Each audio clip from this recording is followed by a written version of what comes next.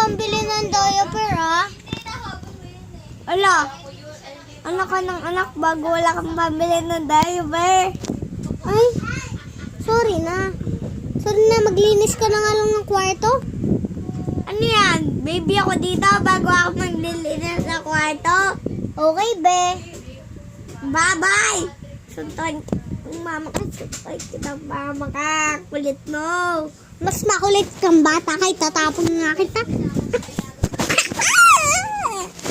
Tatapon ka itong batang to.